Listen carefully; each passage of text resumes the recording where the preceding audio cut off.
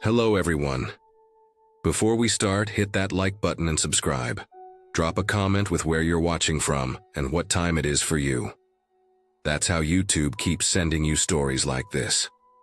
And now, let's get into it.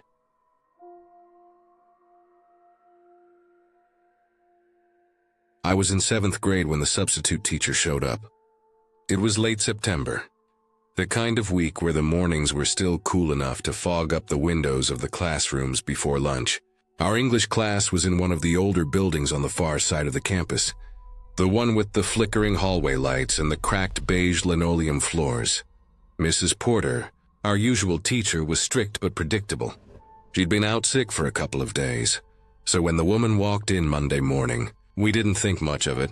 She was short, maybe mid-40s, with straight brown hair streaked with gray pushed behind her ears.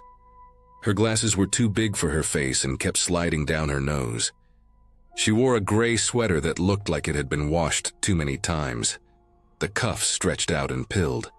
She had a canvas tote bag with faded flowers on it, and a paper cup of coffee that left a ring on the desk the second she set it down. She wrote her name on the whiteboard in neat, looping letters, Ms. Hall. Nobody asked where she came from. Nobody cared. Substitutes were just placeholders. She handed out vocabulary worksheets from a stack that looked already dog-eared, and began walking up and down the aisles quietly while we worked. She didn't say much at all, but she watched everything. If someone tapped a pencil too loud or whispered, her head would turn sharply. She didn't scold. She just stared until the room went silent again. By the second day, it felt odd how she acted. She didn't use the computer at the front of the room like most subs did to log attendance or pull up assignments. She kept a little notepad instead, writing in these tiny, tight letters that none of us could read upside down. She never seemed unsure like most substitutes were. She moved through the classroom like she'd been teaching there for years, opening drawers and cupboards like she knew exactly where everything was. The classroom itself had its own strange feeling. It was in the back corner of the English wing, right next to the old supply closet that nobody used anymore, because it always smelled like wet cardboard. The clock on the wall ticked loud, and sometimes it would skip forward a second like it was catching up. Every day she arrived before anyone else. She'd be inside the room with the lights already on when the first bell rang. I remember that clearly because I'd come in early to finish homework one morning, and she was just sitting at the desk, her hands folded, not reading or writing or doing anything, just waiting. On the third day, everything broke open. It was a Wednesday. The sky had been gray since morning, and the hallways smelled like wet grass from everyone tracking in rain on their shoes. The classroom was warm and still, that heavy quiet where even the sound of a chair moving feels too loud. She was halfway through handing out grammar packets when someone knocked on the door. It was firm, a single knock. She stiffened for half a second before walking over and opening it. It was a janitor. I recognized him because he was the one who usually pushed the mop cart down our hallway after lunch. He had a confused look on his face, holding a clipboard and a ring of keys on his belt. He leaned into the doorway, looked inside, and scanned the class. Then his eyebrows drew together like something wasn't right. She didn't say a word. She just stood there holding the door open a few inches. He asked where the class was. It sounded off even to us because the class was right there. But then he said something that made the air change. He asked where her room was and he sounded genuinely confused. She pointed toward us, but the look on his face didn't shift. It only tightened. Then, without another word, she grabbed the tote bag off the desk. Her coffee cup tipped, splashing across the corner of the table and dripping down the metal legs. She didn't bother cleaning it up. She stepped past the janitor and started walking down the hallway. It wasn't just leaving. It was fast, purposeful. She turned the corner toward the side door that led to the parking lot and disappeared. For a few seconds, the whole room stayed silent. No one even moved. We all stared at the spilled coffee soaking into a pile of vocabulary worksheets. It wasn't until the janitor stepped into the room that anyone made a sound. He looked around like he didn't understand what he was seeing. He asked again where the sub went. None of us had an answer. The assistant principal came down a few minutes later. I remember the way her shoes clicked on the floor outside before she even opened the door. She asked us who had been teaching, what the woman looked like, and whether anyone knew her name. We told her Ms. Hall, the big glasses, the sweater. She wrote everything down on a yellow notepad and left. The rest of the day was strange. Another staff member came in to sit with us while we waited, just a counselor who handed out worksheets but didn't talk. By the time the final bell rang, whispers had spread through the hallway. Someone from the office said there hadn't been any substitute checked in for Mrs. Porter that week. No one by that name was on the district sublist. No one had signed in at the front desk. The next morning, the principal came to our class. Not over the intercom. He walked in, hands clasped tight in front of him. He told us that Mrs. Porter was still on leave. No substitute had been scheduled. No one matching that woman's description had been hired or approved to cover the class. The sign-in sheets at the front office were blank. Even the attendance logs the woman had filled out didn't match any registered sub. They checked the classroom security camera in the hallway. It was aimed right at the door. But when the administrators pulled the footage from the 3 days she'd been there, the only thing they saw was the students walking in and out, the door opening and closing, the clock ticking, but never her. She wasn't on a single frame of video, not once. Someone from the district office came in later that day. They kept us in the library for almost 2 hours while they went through the classroom. We could see the doorway from the library windows. They carried out her coffee cup in a plastic evidence bag. They took the notepad she always wrote in. They collected the worksheets she'd handed out. We saw them flipping through the pages and talking quietly to each other, their faces tight. By the end of the week, everything about her was gone. Her name was erased from the whiteboard. The attendance sheets she'd signed were pulled from the folders. The desk was cleaned, the coffee stain scrubbed away. A new sub came on Friday. Someone official, with a badge and a clipboard and the kind of half-bored look real subs always had. She didn't mention what happened before. The strangest part came a month later. I was walking with my friend past the main office when I saw a paper taped to the staff sign-in desk. It was a printout with a black and white photo on it. A woman's face, round glasses, same hair, same sweater. It said unauthorized visitor in big letters above the photo. I only saw it for a few seconds before someone from the office took it down, but it was enough to burn the image into my head. The school didn't talk about it after that. No assembly, no letter sent home, nothing. The janitor who had knocked on the door that day was transferred to another building not long after. Mrs. Porter came back in November, acting like she didn't know anything about it. The only evidence anything had ever happened was the faint outline of the coffee stain that never fully came out of the desk wood. Years later, when I was in high school, I tried to find anything about it. I searched old school newsletters, district reports, even local news archives. Nothing. No mention of an intruder or an unauthorized teacher. It was like it had been quietly buried. But I remember her clearly. How she moved like she knew the room. How she watched us like she was counting something in her head. How fast she left when she realized someone had noticed. When I walk through old school hallways now, I still think about the way she stood in that classroom on the first morning, already inside before anyone else had arrived, like she hadn't come through the door at all. And how after she left, nobody ever figured out who she was or how she got in. The district replaced the locks on every exterior door the month after that. They installed new cameras. They never told us why, but I knew. I saw it happen. We all did. She was real. She was in that room with us for 3 full days, and then she was gone like she'd never existed at all. But the scariest part wasn't that she disappeared. It was that for 3 whole days, no one in that building even noticed she wasn't supposed to be there.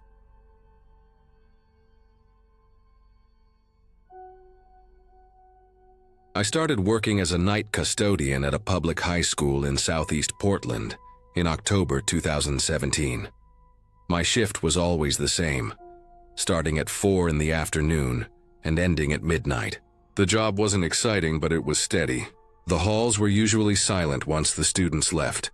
After the teachers cleared out and the last activities wrapped up, The place would settle into a kind of stillness that could feel heavy if you thought about it too much.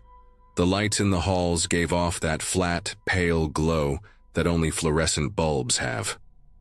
They made everything feel colder than it was. The school was an older building, built in the 1960s, and it showed in the narrow windows, scuffed linoleum floors, and the way every sound seemed to echo longer than it should. The heating system clicked on and off in uneven bursts, and the pipes inside the walls sometimes creaked like they were shifting under the weight of the whole building. Most nights followed a routine. I started on the ground floor, working my way through the cafeteria, the gym hallway, the locker areas, and then the main academic wings. The science wing was usually the last part I did before taking my break around 10:30. It always felt colder in that hallway, and it smelled faintly of ammonia and burned wiring. That wing had suffered a small electrical fire earlier that year in one of the older chemistry labs, room 212. After the fire, they'd sealed that room off. The door was always locked. No one was supposed to be in there. That night, around 10:30, I had just finished wiping down a section of floor near the stairwell and was pushing my mop bucket down the science wing. The wheels made that dull rattling sound they always did on the uneven floor tiles. I was alone in that part of the building. The security guard usually did his rounds closer to the parking lot around this time. I parked the mop bucket next to the door of room 212, the sealed-off chemistry lab, and started mopping the hallway. I remember clearly how quiet it was. I could hear the faint hum from the soda machine down the hall, and the steady buzz from the overhead lights. Then I heard something that didn't belong. At first it was a soft sound, just enough to make me stop moving the mop. It came from inside room 212, a kind of dragging or shuffling sound. It wasn't the scurrying sound of rats, which I'd heard plenty of in this building. This was heavier, like the sound of someone shifting their weight on the floor. I stood completely still and listened. It came again, a slow, steady shuffle. My first thought was that maybe someone had broken in, but that didn't make sense. That door was always locked and the windows were bolted from the inside. I reached out and tried the knob just to be sure. It didn't turn. Solidly locked, like it should have been. The sound stopped the moment my hand touched the knob. The silence that followed wasn't normal silence. It was heavy, like the kind that makes you aware of your own breathing. I pulled my hand back and stepped away from the door. I didn't like being alone in that hallway anymore. I walked quickly back toward the office near the front of the building where the security guard usually sat. It took me maybe 2.5 minutes. When I came back with him, the light inside room 212 was off. I knew I'd seen a thin line of light under the door earlier. It was gone now. Everything was dark, but that wasn't the part that really stuck with me.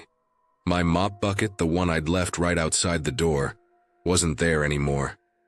It's not something you misplace. It's a heavy gray industrial bucket on 4 squeaky wheels. I looked up and down the hallway, thinking maybe I'd pushed it farther than I remembered. It wasn't there. We eventually found it 2 hallways down near the end of the math wing. It was overturned, water spreading across the floor in a thin sheet. There were no footprints, none. The water was clean and smooth, like something had tipped it over gently. If someone had pushed or carried it, there would have been tracks, streaks, anything. But there was nothing. I spent the rest of the night on edge. I couldn't stop replaying the sound from behind that door in my head. The weight of it. The silence after. The way the bucket had vanished in a matter of minutes. The science wing felt wrong after that. It wasn't just quiet anymore. It was too still. Like the air itself had thickened. The next morning, the school administration asked us to check the security footage. Every hallway had cameras, including that wing. I remember standing there in the cramped security office, the stale smell of burnt coffee in the air, watching the monitor as they loaded the feed from the night before. The footage showed everything normally up until 10:27 p.m. I watched myself walk down the hall, mop in hand, bucket rolling behind me. I stopped at the door of room 212. Then, right as the timestamp hit 10:27, the screen went black. Just that wing. The rest of the school kept recording without interruption. The blackout lasted until 10:41. 14 minutes gone. The only thing the footage captured before the blackout started was my mop bucket. It began to roll slowly down the hallway. It wasn't jerky or fast, just steady, like someone was pushing it, but no one appeared on the frame. It moved on its own. When the feed came back at 10:41, the bucket was already gone from view. A few minutes later, it showed the security guard and me walking back into the hallway, looking confused. They checked the wiring for the camera the next day, thinking maybe the fire earlier in the year had damaged something. But everything was in working order. There was no technical explanation for why that single camera went dark. It had never gone out before and never went out again after that night. I kept working at that school for another 2 years, and every night after that, I avoided that wing whenever I could. If I had to mop there, I did it early in the evening before it got too quiet. Even then, I always felt watched when I passed room 212. It was subtle, like the air shifted a little when I walked by. A few months later, they started some renovation work on that wing. They tore up the floor tiles outside room 212 to replace some old wiring. Underneath the tiles, they found something odd. Not dangerous, just strange. There was an old metal drain cover sealed shut with layers of epoxy and concrete, right in front of the door. No one knew why it was there or why it had been sealed. It wasn't part of the building's current plumbing system. One of the older maintenance guys said the room used to have a floor drain decades ago, back when it was used for something else before becoming a lab. But the records didn't say what that something else was. When they reopened the room months later, it was empty except for burned cabinets and blackened tiles. I walked in once just to see. The smell of burned plastic and damp concrete hit me as soon as I stepped inside. There was a long crack in the floor where the sealed drain used to be. They'd removed the concrete and filled it in with new cement, but you could still see the outline. I kept telling myself what happened that night had to have an explanation. Maybe someone got in and out somehow. Maybe it was some stupid prank. Maybe the camera glitch was a coincidence. But the sound I heard behind that door wasn't a coincidence. The way the bucket moved wasn't normal, and the silence afterward wasn't something I could explain away. I eventually transferred to a different building closer to where I lived. My last week at that school, I walked down the science wing one last time, during the day when everything was loud and bright and full of students. The door to room 212 was open by then. It looked normal. Fresh paint, new ceiling tiles, new lab tables. But even in the middle of the day, standing outside that room, I felt the same pressure in the air that I'd felt that night. I never told the new custodians what happened. They didn't need to hear it. Most people don't want to believe anything strange happens in places they spend their nights alone. But I know what I heard. I know how quickly that bucket vanished. I know the feed didn't just go black for no reason. Years later, I still remember the sound of that shuffle. Slow, heavy, measured. It wasn't an accident. It wasn't a trick of my mind. Something was in that room, and it moved out into the hallway when the cameras went black. That's as much as I know. I've cleaned a lot of buildings since then. Office towers, hospitals, warehouses. None of them ever felt the way that wing did after 10:30 at night. I don't scare easily, but I've never felt anything quite like that again. I still see that moment sometimes. The bucket slowly rolling on the grainy screen before everything cuts to black. That's the part I can't explain away no matter how many years pass.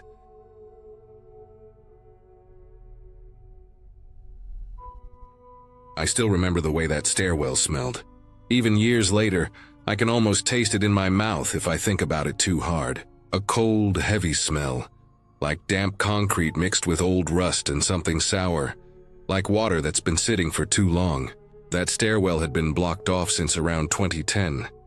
I was in year 9 then, so just old enough to remember when it was still open, at least technically. They closed it after a kid from year 11 slipped down there during lunch and broke his arm so badly, they said the bone came through the skin. After that, they bolted a steel gate over the top of the stairs, added a thick chain and padlock, and welded a warning sign that said, "Authorized personnel only." Everyone just started calling it the boiler stairs. It was the kind of thing everyone in the school knew existed, but nobody really thought about anymore. It was a gray, Wet February afternoon in 2012 when it happened. I had gotten detention for being late again.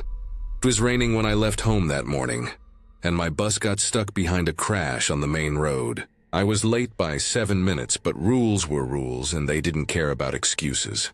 They sent me to an empty classroom at the far end of the old wing. That part of the building was colder and quieter than the rest. The hallway tiles had cracks. The paint near the skirting boards bubbled from years of damp, and the air always felt heavier. The detention room itself was directly above the stairwell. It wasn't a proper classroom anymore. It used to be an art room before they built the new block, and now they just used it for detentions and storage. The light buzzed faintly. The windows were streaked with rain, and outside it was already starting to get darker, even though it wasn't that late. I sat at a desk near the back, just listening to the sound of the rain hitting the glass. There were only 3 of us there, spread out across the room. A boy in the corner kept tapping his pen. Another girl sat near the window with her head down. The teacher on duty was marking something at the front. I wasn't really paying attention to anything until I heard the sound. It was sharp and low, not like the building settling. It was a door slamming, but it came from below us. It was faint but clear enough that the pen tapping stopped immediately. I looked up and saw the other 2 students looking around too. The teacher glanced toward the hallway, then down at the floor as if trying to figure out where the noise came from. The basement wasn't used anymore, not since before I joined the school. The only door down there was the one behind the gate. A few seconds passed and then I heard something else. This time it was slower, a dragging sound. The sound of something heavy moving upstairs. Not quick steps, not running, just a slow scrape, like someone dragging their foot or pulling something with them. It echoed faintly through the floorboards, the kind of sound that doesn't make sense at first, because you don't expect to hear it. My stomach tightened. It wasn't wind. It wasn't pipes. It was footsteps. Someone was on the stairs behind the locked gate. The teacher stood up and stepped into the hallway. I could hear her shoes on the tiles, then the sound of the door to the stairwell area creaking. She didn't go far, just leaned out, then came back in with a frown on her face. The noise had stopped by then. The room felt even colder than before. Nobody said anything. All we did was sit there waiting for the time to pass. When the bell rang, it was already almost dark outside. The rain had picked up. Water was running down the windows like thin rivers. We all grabbed our bags quickly. As we stepped out into the hallway, the sound of the rain outside was louder than anything else. The hallway was narrow and slightly tilted toward the old stairwell, so the air always felt a little damp there. That's when I noticed the prints. They were wet, dark, shaped like the bottom of a shoe, the kind that leaves little tread patterns, a line of them coming from behind the gate. They started just below the first landing, on the other side of the bars, and went up to the locked gate. There was a small gap under the bottom rail, just enough for water to pool out. The last footprint stopped right at the landing on our side, like whoever or whatever had walked up to the gate and stopped there. The gate was still chained, the padlock was still on. Everything was just as it had been for years, but the footprints were fresh and glistening in the fluorescent light. The water had smeared slightly at the edges, the way it does when something wet steps on cold tile. I remember the girl near the window putting her hand over her mouth. The boy in the corner just froze where he was. The caretaker showed up about 10 minutes later. Someone must have told the office. He came with a crowbar in one hand and a flashlight in the other. He was a big man, gray hair, always smelled faintly like diesel and bleach. He unhooked the chain, pushed the gate open with a groan and went down the stairs. All we could do was stand there at the landing, listening to the sound of his boots echoing below. It went quiet for a long time. Then we heard him coming back up. When he came back, his face was pale. He wasn't the type to show much, but he looked shaken. He locked everything back up, pulled the chain tight, and told us quietly not to come near that stairwell again. Then he left, fast. The next morning, the floor near the gate had been mopped, but there were faint marks where the water had been. They had also put a new sign up, no student access. That afternoon, I saw 2 men in overalls welding the gate shut. Not just chained anymore, actually welding it. The smell of burning metal filled the hallway. Sparks popped and fell onto the tile as they sealed it off. Nobody explained anything officially. There was no announcement, but word spread fast. Everyone in that building knew something happened that afternoon. A few people said they heard the caretaker talking quietly to the head of maintenance in the staff car park later that week, saying something about water coming from nowhere and no one down there. I don't know if that's true. What I do know is that nobody ever went near that stairwell again. It became a dead spot in the building.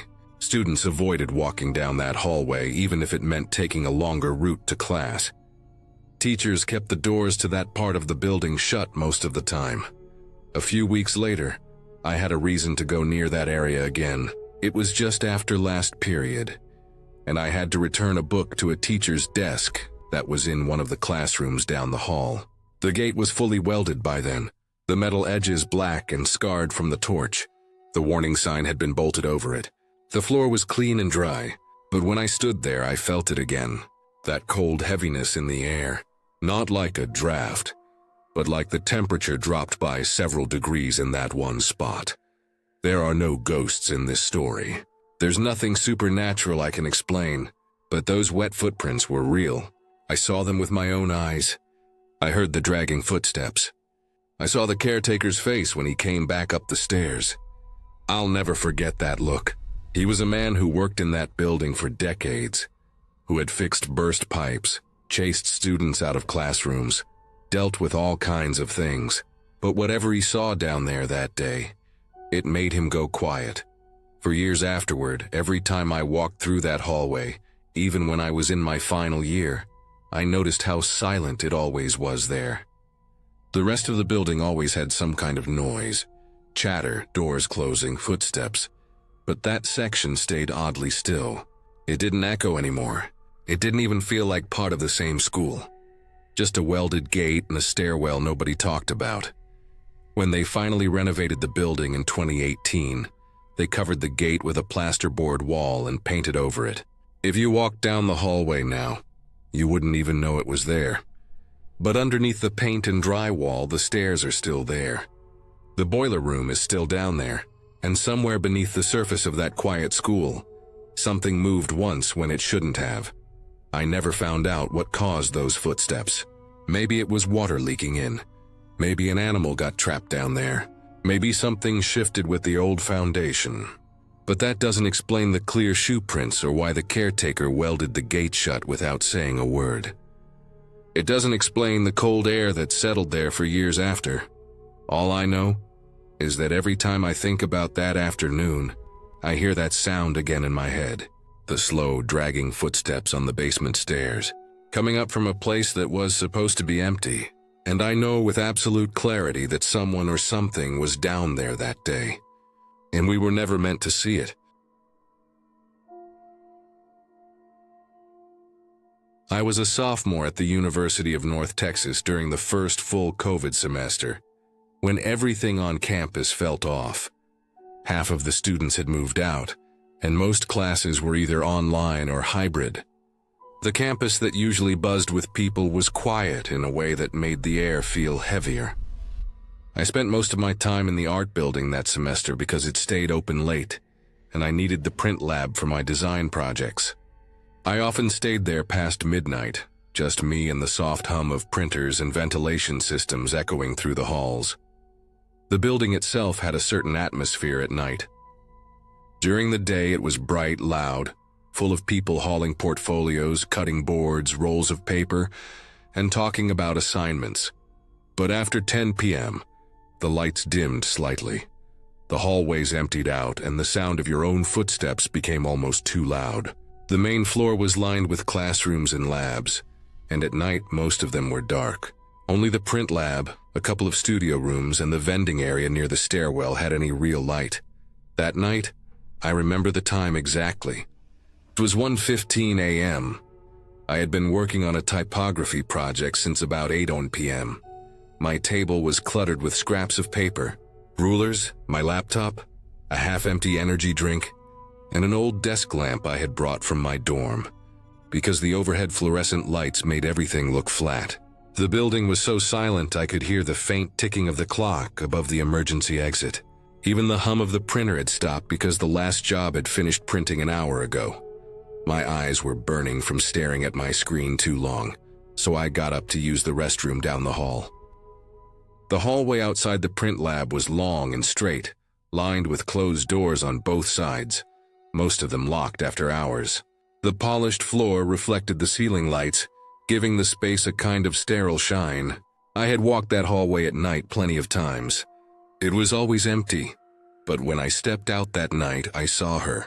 A girl in a gray hoodie, standing completely still, facing the wall at the far end of the hallway.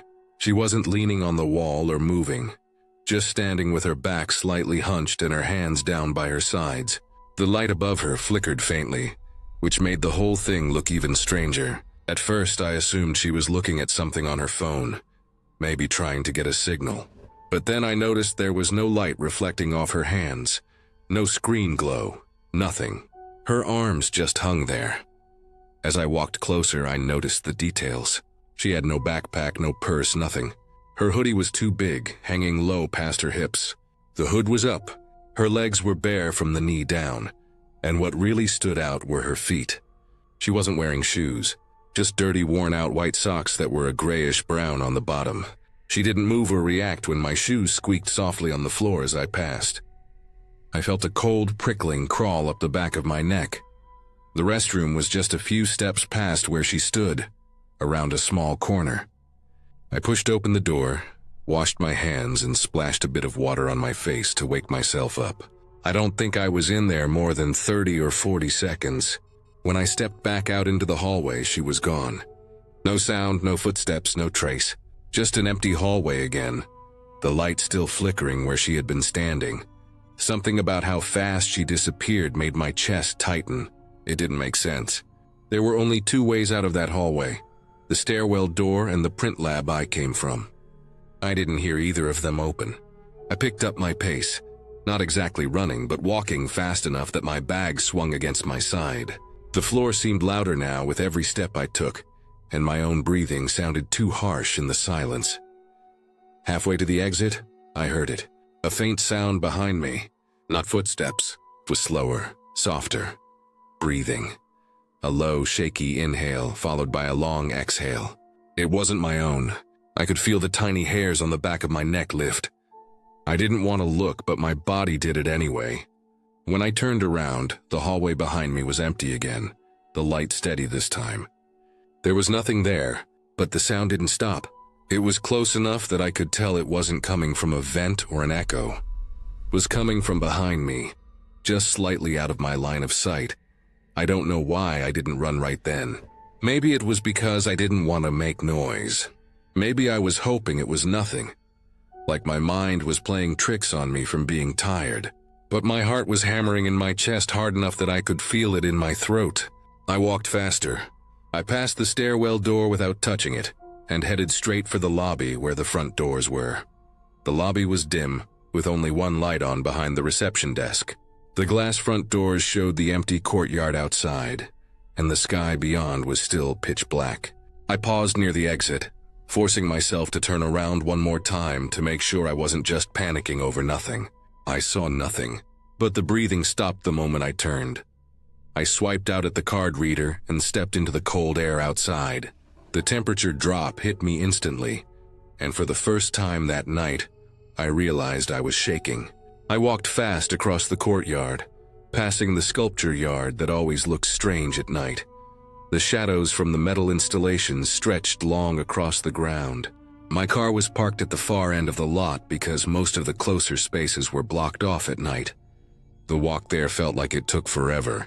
I kept glancing back toward the glass doors, half expecting to see that gray hoodie standing there. But the doorway stayed empty. I got into my car, locked the doors immediately, and sat there for a while with the engine off. The building looked normal from the outside, just another quiet night on a half-deserted campus. But my hands wouldn't stop shaking against the steering wheel. I didn't drive off for a good 10 minutes. I just sat there trying to convince myself I had imagined it. But it didn't feel imagined. The breathing was real. The dirty socks were real. I hadn't seen anyone else in the building all night. The next day, I went back to finish my project during normal hours. The print lab was busy again. Students moving around, talking loudly. The printers running non-stop. It was easier to convince myself I had overreacted the night before. But when I passed that same hallway in the afternoon, something stuck out. Along the base of the wall, right where the girl had been standing, there were faint smudges on the floor. Not footprints exactly, but gray, dirty marks. They were in the same shape and height as where her feet had been. I crouched down to look closer. They looked like the kind of mark socks make when they drag across a floor. I didn't tell anyone. It felt stupid to say out loud. I saw a girl in socks standing in the hallway at night. Didn't sound like something that needed reporting. But I did start avoiding late nights in that building after that. If I had to work past 11, I'd take my stuff home instead. A few weeks later, I ran into one of the security guards near the back entrance when I came in early to pick up some prints. He was leaning against the wall, scanning badges as students walked in. I mentioned casually how quiet the building gets at night. He said something that stuck with me. That the security cameras in that hallway had been down for maintenance for weeks. He said no one else had swiped into the building between 11 p.m. and 2 a.m. the night I was there. Just me. There was no record of anyone else entering or leaving. I still don't know who that girl was, or how she disappeared so fast. I don't know where the breathing came from, but every time I pass that hallway, even now, years later, I still glance at that spot on the floor without meaning to. They eventually cleaned the smudges off, but the image of her standing there, motionless in dirty socks, facing the wall under that flickering light, is burned into my mind in a way that never faded. It's strange how something that lasted less than a minute can stick to you for years. That night didn't end with a big chase or a scream or anyone else seeing what I saw. It ended with me sitting alone in my car, staring at a quiet building. But it was enough to change how I felt in that space forever. After that, the silence in those late-night hallways stopped feeling like emptiness. It felt like something was there, somewhere just out of view, waiting.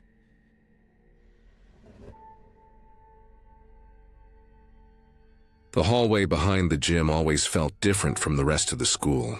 It smelled like damp cement and old sweat, and the overhead lights flickered even though the rest of the school's lights never did. I never saw anyone walking down there except the janitor once in a while. The lockers there were dull gray, scratched up and chipped from years of not being used. When I got my locker assignment that year, I actually stood there with the paper in my hand for a minute, reading the number over and over like it would change. 18, that exact hallway, right in the middle of the worst-smelling stretch in the building. The first morning I used it, I got there around 7:20. Hardly anyone came that early. The rest of the school was quiet, with just the hum of the vending machines and the echo of my shoes on the tiles. The gym doors were locked, and the hallway behind it felt like a dead end. As I started putting my books into 318, I noticed something. A sound. It wasn't loud, but it was clear. A long, drawn-out breath coming from the vent area inside the locker next to mine. I froze for a second, because it didn't sound like pipes or air conditioning. It sounded like someone breathing through their nose, slow, heavy, like they were only a few inches away from me. I stepped back and stared at locker 319, but it looked just like mine. Just a regular old locker with chipped paint and a dent near the bottom. I thought maybe it was some old ventilation thing, like air getting forced through a pipe somewhere inside the wall. But it didn't sound like that. It sounded like a chest pulling air in and letting it out. I remember how my skin prickled that morning. I shoved my backpack in fast, slammed the door, and walked away as quickly as I could without making it obvious I was freaked out. When I got to class, I tried to tell myself it was just the building. Old buildings make weird noises, but it wasn't just that one time. Every single morning after that, as soon as I opened my locker, the breathing would start up. Always the same rhythm. Slow inhale, slow exhale. It never sped up or changed no matter how much noise I made. I even banged the door once, thinking maybe it would stop. It didn't. It just kept going like whoever or whatever it was didn't care. I started timing myself to get to my locker when other people were nearby, but no one liked that hallway. Everyone avoided it. If I showed up early, the breathing was there. If I came late, it wasn't. That was what really got to me. It was like whoever was behind it only came when it was quiet. One morning in late October, I had a test first period and came even earlier than usual. It was still kind of dark outside. I could see my breath in the cold air when I walked from the parking lot. The school doors weren't even officially unlocked yet, but one of the side entrances was open for athletes who came early for practice. The gym was silent, no lights on, and that hallway was even dimmer than usual. When I turned the corner, I saw locker 319. The door wasn't shut all the way. It wasn't wide open. Just enough to catch the edge of it with your fingertips and pull. For a second, I thought about walking past it and pretending I hadn't noticed. But the air smelled weird that morning. Not just like old cement. It smelled like old food. Like something rotting slowly in a bag. That smell seemed to be coming from that locker. I reached for the door and pulled it open. Inside, there was a rolled-up sleeping bag pushed against the back wall, dark green and wrinkled. There were indentations in it like someone had just climbed out of it. I put my hand over it without thinking. It was warm. I jerked my hand back immediately. My heart was pounding so hard I could hear it echo in my ears. Further down inside, under the sleeping bag, there was a black duffel bag and some half-empty water bottles. One of the bottles still had condensation inside, like it had just been picked up. There were crumbs on the bottom of the locker, and the faintest trace of some kind of noise from behind the back wall. A soft shifting sound, like something moving through the wall. I didn't even bother opening my own locker that morning. I backed away slowly, not even blinking, and then I turned and walked straight out of the hallway. Not ran, just walked fast. Because I didn't want to hear if someone came out behind me. They brought security later that day. I didn't even see the whole sweep, but everyone talked about it. They opened the locker officially and found the duffel bag. Inside were clothes, half-eaten granola bars, a cracked phone charger, and an ID card from a homeless shelter downtown. The janitor said there was a narrow service corridor behind the lockers. Apparently it connected to some maintenance tunnel that hadn't been used in years. He said it ran along the edge of the gym foundation. Nobody even knew it was still open. Whoever was sleeping there had slipped away before anyone showed up. No cameras caught them. No one saw them come or go. They must have known the building better than most students did. For the next few weeks, security kept the area taped off. But after a while, the tape disappeared, and the lockers were still there. Mine included. 318, the breathing stopped after that. The hallway was quiet again, but that didn't make me feel any better. It was worse in a way. Every time I opened my locker, I felt like there were still eyes somewhere close. The idea that someone had been sleeping there, right next to where I stood every morning, breathing through a tiny gap, got stuck in my head and wouldn't go away. I started noticing little things I hadn't before. Smudges on the floor near the locker, shoe prints that didn't match the students' shoes, scuff marks near the vent. One morning in November, I dropped a book while unlocking my locker, slid a few inches across the tile and tapped the bottom of 319. It made a hollow sound. I bent down, knocked on it again, and heard how thin the back panel was. If someone had wanted to, they could have pushed it open from inside. I had been standing that close for months without realizing it. They put a new lock on 319, but it didn't really change anything for me. That hallway didn't go back to being just another unused corner of the school. It always felt like someone had been there too long to just vanish. Sometimes when I was alone down there, it felt colder near my locker, like the air was being pulled toward that wall. I started avoiding it altogether. I stuffed everything I needed into my backpack so I wouldn't have to open the locker in the mornings. Sometimes, though, I still had to go back for things I couldn't carry all day. When I did, it was always fast. I'd keep my back to the wall and get out as soon as I could. Winter came. The heaters in the school kicked on, but that hallway never warmed up. The rest of the building felt normal, but those lockers still had a chill. I never heard the breathing again, but I sometimes thought I could smell that faint old food smell near 319. like it never really left. By spring, most people forgot about it. New problems replaced it. But I didn't. I couldn't. Knowing someone had been living inside the wall of my school, slipping in and out through some forgotten corridor, listening to us walk past every morning, it didn't just fade from my mind. I thought about how many times I'd stood right there while they were only a thin sheet of metal away, maybe even watching through a crack, completely unnoticed. I graduated 2 years later. On the last week of senior year, I walked past that hallway again just to see it one more time. The lockers were still there, dustier, paint more peeled than ever. 318 still had the faint outline of my old combination lock.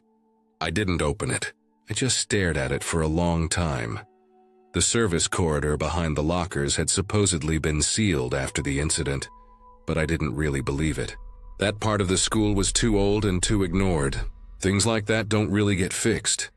They just get covered up. I walked away with the same feeling I had that first morning I heard the breathing, that weird prickling under the skin, that quiet sense that the building wasn't entirely empty, even when it looked like it was. That's the part no one really talks about. How easy it is for someone to live inside a place like that without anyone noticing. Not for days, for months, maybe even longer. I never saw the person who was in 319. But I know for a long time they saw me.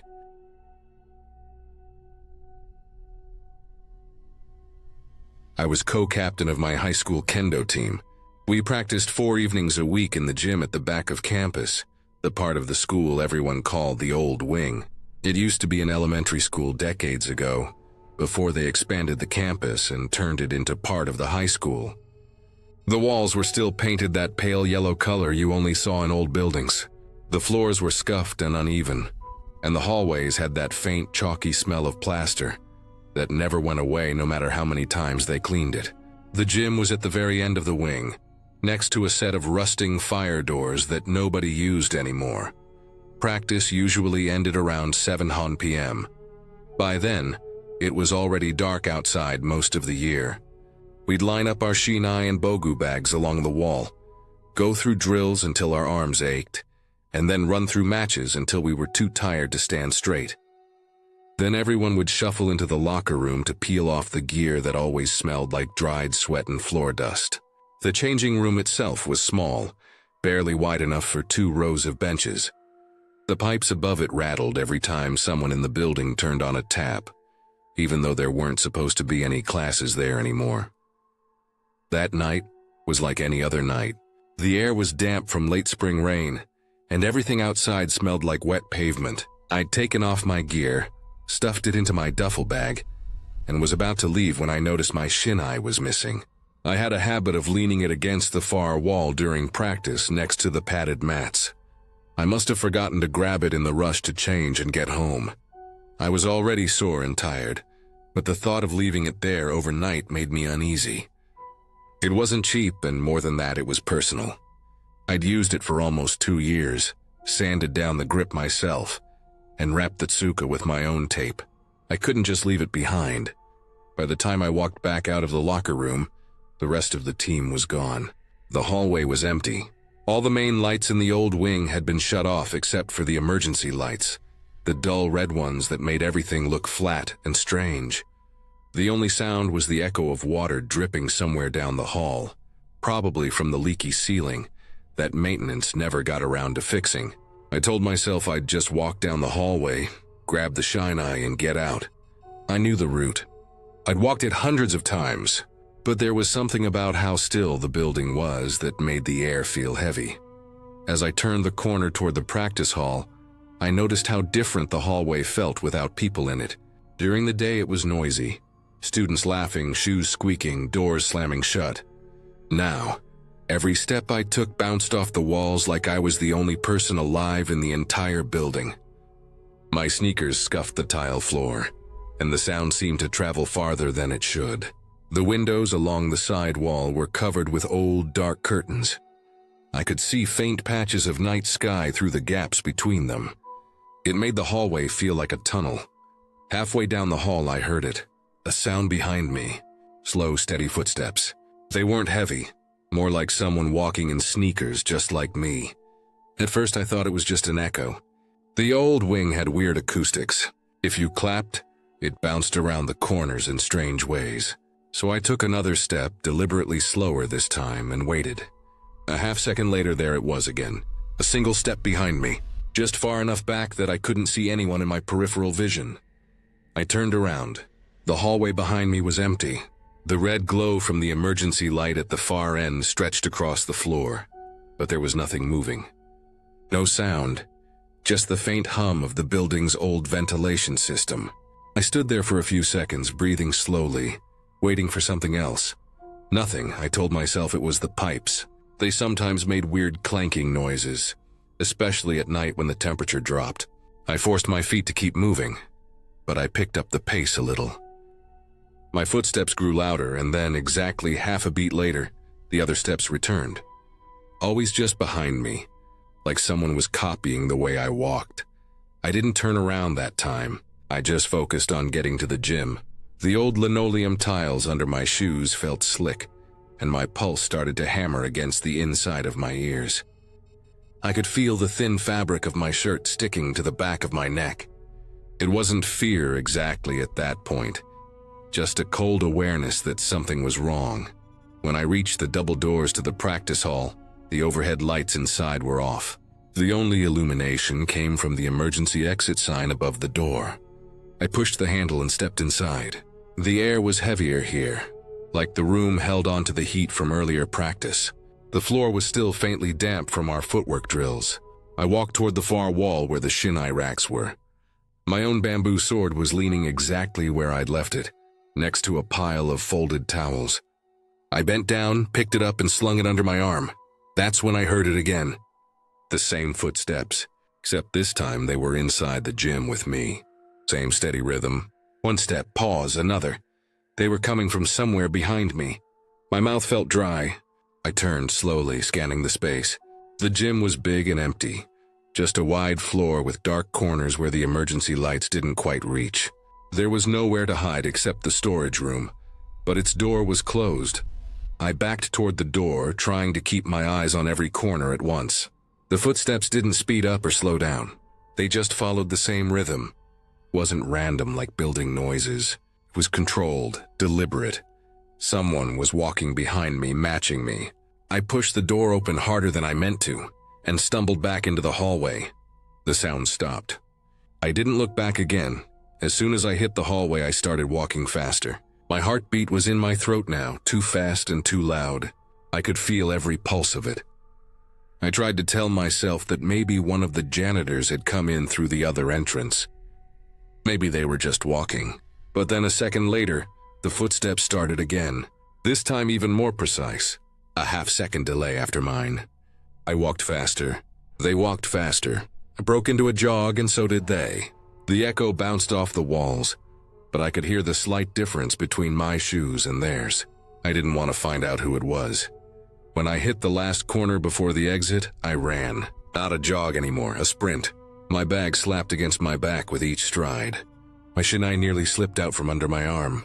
The emergency exit at the end of the hallway glowed faint red, and the cool night air hit my face as soon as I burst through the doors. Outside, the streetlights from the parking lot were a soft yellow, and the sound of the rain dripping from the eaves was the only noise left. When I stopped running, the footsteps didn't follow me outside. It was just me, breathing hard in the rain. I stood there for a while, trying to calm down. My hands were shaking, and the wet air felt sharp in my throat. I turned back toward the old wing. All the windows were dark. Nothing moved inside. But I knew I hadn't imagined those steps. The sound had been too real, too perfectly timed. I walked home with my hood up, replaying the sound in my head over and over. The next morning, when I walked through the main hallway to my first class, everything felt normal again. Students yelling, lockers slamming, the usual noise. But the memory of the empty hallway stuck with me. Later that day, one of the janitors found me outside the gym. He was older, someone who'd worked at the school for years. He asked if I'd been in the old wing the night before. I said I had. He just sighed and shook his head. I didn't think much of it until I overheard him talking to another janitor by the vending machines later that afternoon. He said people had been breaking in through the alley door for weeks. That part of the building was easy to get into because the back lock had been loose for years. They'd been finding empty cans and footprints in the storage room. I didn't say anything to them. I just walked away. The next few nights of practice, I made sure I never left anything behind again. I changed fast and left with the rest of the team.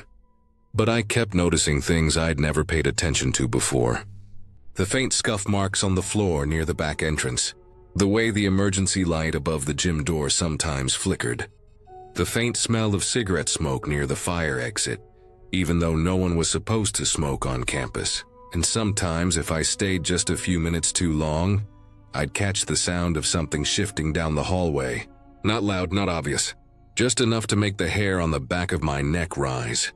A couple of weeks later, they fixed the back lock. I saw new screws in the door frame, fresh metal that stood out against the rust. They installed a security camera over the exit too. I never asked what they found. Maybe it was kids from outside the school messing around. Maybe someone had been sleeping in the building.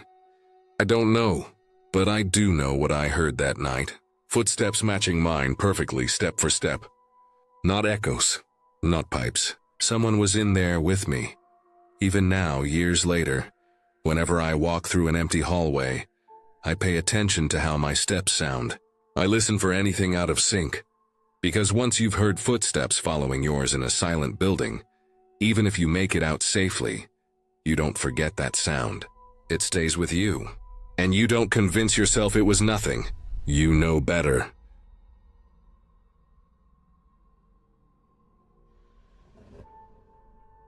It was a windy Thursday afternoon, the kind of day when the air pushed against your clothes and made the flag on the pole sound like it was cracking. The sky was gray, flat and dull, and the wind carried the smell of the freshly cut grass from the football field. The fire alarm went off right in the middle of my history class.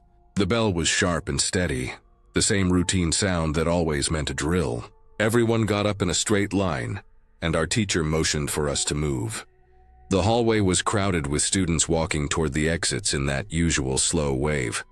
I walked with my hands in my pockets, the hood of my sweatshirt pushing against my head as the wind hit us outside. The football field was wide open, and the gusts rolled across it without stopping. Everyone was standing in their assigned spots. Our teacher counted us like she always did, one by one, pointing her finger as she moved down the line. I remember squinting because the sun broke through a gap in the clouds right then, making everything feel sharper. While the teacher was counting, I noticed someone coming out of the math building. It wasn't unusual for a few students to lag behind, but this guy caught my eye immediately. He was tall, taller than anyone in my class, and he was wearing a plain green hoodie with the hood up. His hands were in his pockets. He didn't walk fast or slow, just steady. He didn't look around at anyone. He walked right over to our class line and stopped near the end, 2 spots behind me. I didn't recognize him. I knew almost everyone in our class by face, if not by name. But I thought maybe he was new or someone got switched in. Sometimes they mixed classes during drills. Nobody else seemed to react. The teacher didn't even turn around fully after counting. She just marked something on her clipboard. The wind picked up again, pushing at my back. The green hoodie guy didn't move or talk to anyone. He just stood there, hands deep in his pockets, head slightly down. The drill lasted maybe 10 minutes. It felt longer because of the cold. When the bell rang, everyone started walking back in. I turned to look behind me once as we were moving. He peeled off toward the parking lot instead of walking with us back to the building. Nobody stopped him. It didn't look suspicious in the moment because kids sometimes did stupid stuff like that to skip class. The security guard near the gate didn't even glance up. He just walked through the open path toward the edge of the parking lot and was gone. The rest of the afternoon felt normal at first. Classes moved along. The wind died down a bit, but the air stayed cold. I didn't think about the kid again until halfway through last period, when the speaker system buzzed overhead. The office called for me to report to the front desk. It was weird because I hadn't done anything that day. I walked through the quiet hallway, my shoes making that dull echo against the tile. At the front office, the secretary gave me a strange look. She told me the school had called my mom because I'd left campus during the fire drill. I told her I hadn't. She looked at the screen in front of her, confused. She said someone had signed me out right after the drill using my name and ID number. The timestamp was exact. Only 5 minutes after the bell. I felt something tighten in my chest. I told her I'd been in class all day, that I never left. She frowned and said security would review the cameras. I was sent back to class, but everything around me suddenly felt off. My desk felt colder. My hands were clammy. The way everyone else was just talking and laughing felt strange, like I was in a different layer of the day. An hour later, right before dismissal, they called me back again. This time there was a security guard at the desk. The secretary looked more serious. The guard told me they'd checked the footage. A person wearing a green hoodie had walked out of the math building during the drill and joined my class line. Then when the bell rang, they walked off toward the parking lot. The person had gone to the sign-out table near the gate, showed my ID number, signed the sheet, and walked away. The footage was blurry. The wind had been rattling one of the security cameras, so it wasn't clear. The face was never visible. The hood covered everything from the forehead down to the bridge of the nose. The camera caught the outline of the jaw, but nothing else. They said the person never turned their head toward the lens. Just a green hoodie walking like they belonged there. My mom was already on her way to the school because she'd gotten the call saying I'd left campus. When she arrived, I had to explain everything again. It sounded even stranger when I said it out loud. Someone had walked out with my name. Someone who looked nothing like me. Someone none of us recognized.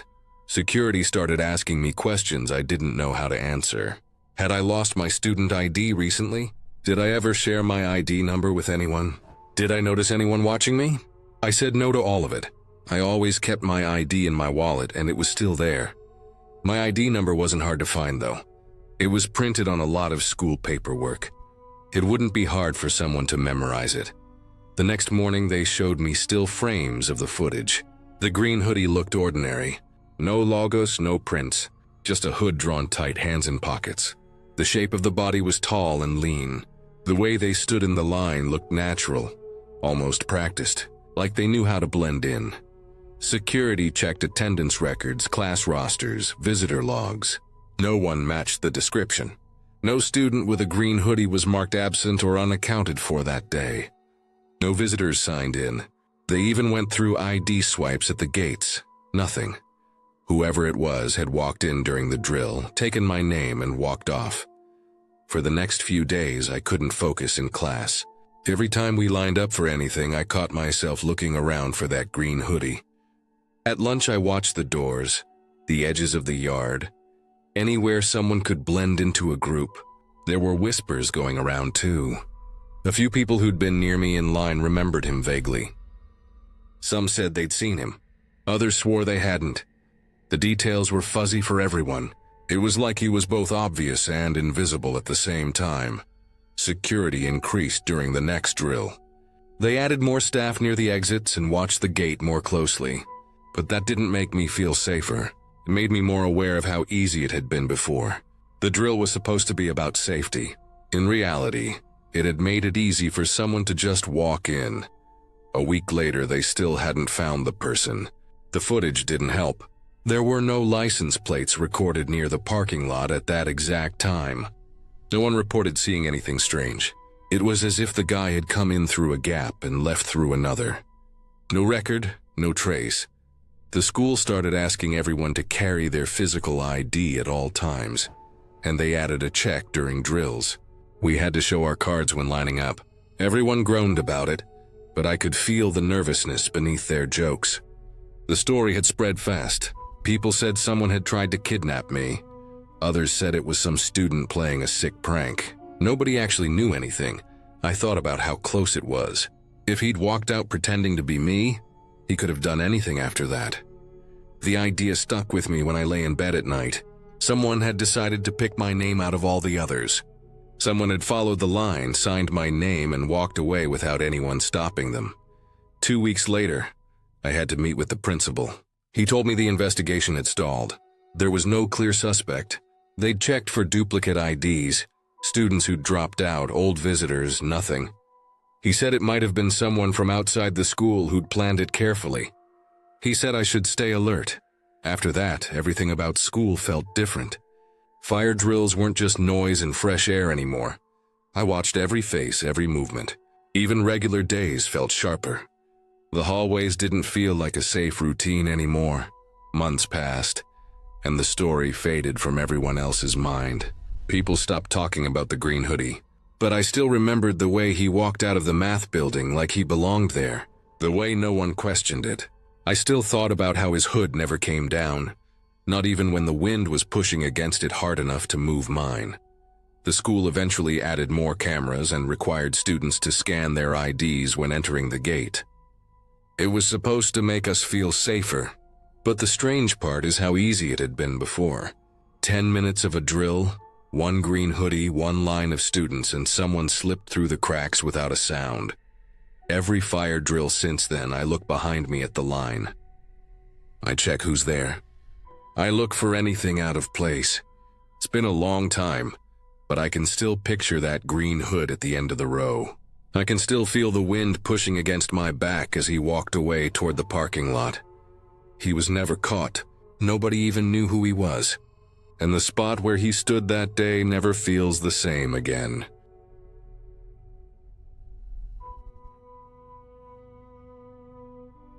It was sometime past 2 a.m. when I woke up, though I didn't know the exact time at first. I had that strange, alert kind of waking where you don't feel groggy, just aware that something isn't right. My head was resting against the thin pillow the hostel provided, and the faint orange glow from the emergency light outside our door was cutting through the gap between the frame and the floor. I remember lying there for a few seconds trying to figure out why I had woken up.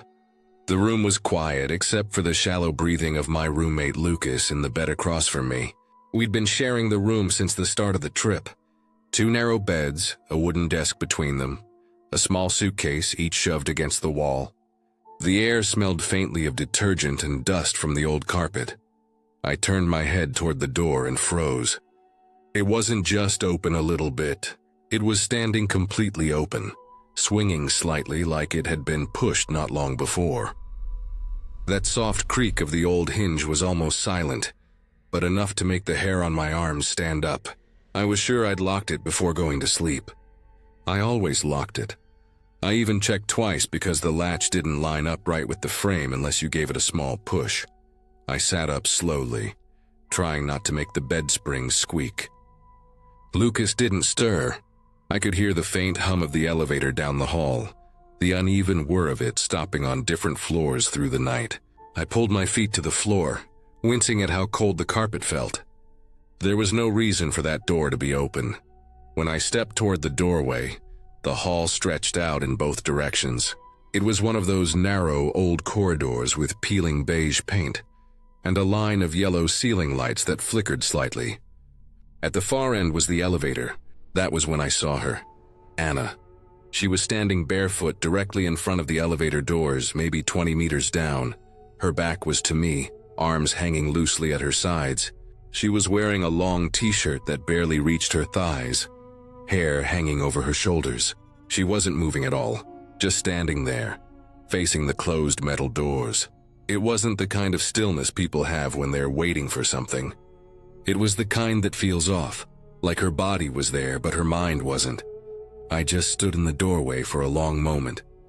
The floor was cold against my feet, and the air in the hallway felt different from the room. Cooler with that faint, sharp smell of old building pipes. I remember thinking about how quiet everything was. No footsteps, no whisper of movement, only that hum of the elevator and the faint ticking of an old wall clock somewhere near the reception downstairs. My throat felt dry. I didn't want to speak too loud because the walls in this place were paper thin, but I whispered her name once. It sounded strange, too soft against the silence. She didn't move. Not a twitch. Just stood there like she hadn't heard me at all. I hesitated in the doorway, my hand resting on the edge of the frame. I wanted to believe maybe she was just sleepwalking. People did that, right? But something about how she was standing, too straight, too still, made my stomach tighten. I glanced back at Lucas, still asleep, curled up under the thin blanket. I felt very alone in that moment, like everything outside the doorway was separate from the rest of the world. I stepped into the hallway, careful not to make the floorboards creak. The air felt colder the further I moved. I'd taken maybe one step closer when it happened. She turned. It wasn't slow like someone waking up. It was fast. Her head snapped around first, then her shoulders, then her whole body. Her hair whipped against her neck. For a second, I saw her face clearly in the yellow light. Her eyes were open wide but not focused. It was like she wasn't really seeing me, like I was just part of the wall behind her. Then she bolted. Bare feet slapping against the wooden floor, she ran straight toward the stairwell next to the elevator and disappeared down it. No sound except for the fading rhythm of her footsteps on the stairs. It was like a shock went through me. I just stood there, gripping the doorframe, staring at the empty space she'd been in seconds before. I turned and went back into the room, shut the door, and locked it again. I pushed the latch hard until it clicked. I remember pressing my palm against it just to feel it hold. My heart was still hammering and I had no idea what to do. Wake someone? Wake the teachers? Wake Lucas? I stood in the dark for a while, trying to convince myself she was fine, that maybe she had just wandered out half asleep and would come back any second. But the longer I waited, the more wrong it felt. I ended up throwing on a hoodie and stepping into the hallway again. I couldn't just leave her like that. The stairwell light was flickering when I reached it. I leaned over the railing and looked down, but the stairs disappeared into darkness after the second floor. The whole hostel felt different now. I hadn't noticed before how old everything was. The worn carpet, the chipped wooden handrails, the smell of damp that clung to the walls. It wasn't the kind of place built for comfort. It was cheap and quiet, the sort of building that felt a little too empty even when it was full of people. I went down the stairs slowly, holding the railing. Every step creaked. My pulse was loud in my ears. When I reached the lobby level, I saw the front door slightly ajar, just like my room door had been. A thin strip of cold night air leaked through, enough to make the curtain beside it flutter. Outside was the hostel courtyard, a small paved area with 2 benches and a trash bin near the corner. The night was cold, maybe around 5 degrees. I didn't see her at first. The courtyard was dim, lit only by a single yellow lamp that buzzed faintly. Then I saw a shadow near the trash bin. I walked closer, my shoes making soft sounds against the pavement. She was crouched there, barefoot, her knees pulled up to her chest. Her shirt was damp at the hem from the cold ground, hair sticking to her neck. She was shivering violently, but her eyes were open. Just blank. Not crying, not talking, just staring at nothing. I didn't know what to do, so I ran back inside and got the night security guard. He was already at the desk, a middle-aged man with tired eyes who looked like he had seen worse things than teenagers wandering around. He grabbed a blanket and followed me out. Together, we helped her back inside. She didn't resist. She didn't speak. Her feet were red from the cold. That night, nobody really slept. The teachers were woken up. The staff brought her warm tea. She sat on a couch in the lounge, wrapped in a blanket, but she didn't remember anything. She just kept asking why her feet were cold. Eventually, they got her back to her room. By morning, she was pale and quiet, but said she felt fine. The real weight of it hit the next day after breakfast. The security guard showed our teacher and a few of us the hallway camera footage. I stood behind them, watching the grainy black and white screen. It showed our floor at 2:40 a.m. The door to my room opened slowly from the outside. I felt my chest tighten as I watched. Anna stepped out of her room down the hall a minute later, barefoot, walking straight to the elevator like she had been called there. But the thing that stayed with me wasn't her. It was the fact that someone, some shape, had opened our door. You could see the movement, the way the handle turned, the door pushed in. But the angle didn't show a face. And the other hallway camera facing the main corridor showed nothing. Nobody walking in, nobody walking out, no trace of anyone. Just that door slowly opening like invisible hands had pushed it. The hostel staff checked the logs for any other doors. Nothing. No other movement in or out of the building that night except me, her, and the guard who came later. No other guests on our floor. No one who should have had a key. After that, the teachers made us keep our doors double locked at night. The next evening, everyone stuck together in the common room until late. Like being in a group would somehow make it better, but the feeling didn't really go away. Every sound at night, the wind outside, the floor creaking, sounded different now. Heavier. We all knew someone had been in that hallway. Someone had opened a door. Anna never fully remembered anything. Not walking out. Not standing in front of the elevator. Not the cold night air. She said she remembered falling asleep in her bed and waking up wrapped in a blanket on the couch. That was it. On the last night of the trip, I woke up again around the same hour. I didn't move this time. I just stared at the door, making sure it was still shut. The hallway was silent, but the feeling that someone had been there never left. It stuck with me the entire trip back home, through the airport, on the bus, in my own room weeks later. I never figured out who opened that door. None of us did. The hostel staff said maybe it was just a faulty lock, but locks don't turn themselves. Someone had been standing in that hallway that night. Someone we never saw. Someone the cameras never caught. And even though nothing else happened after that, it's the kind of thing that settles somewhere deep in your memory and never quite leaves.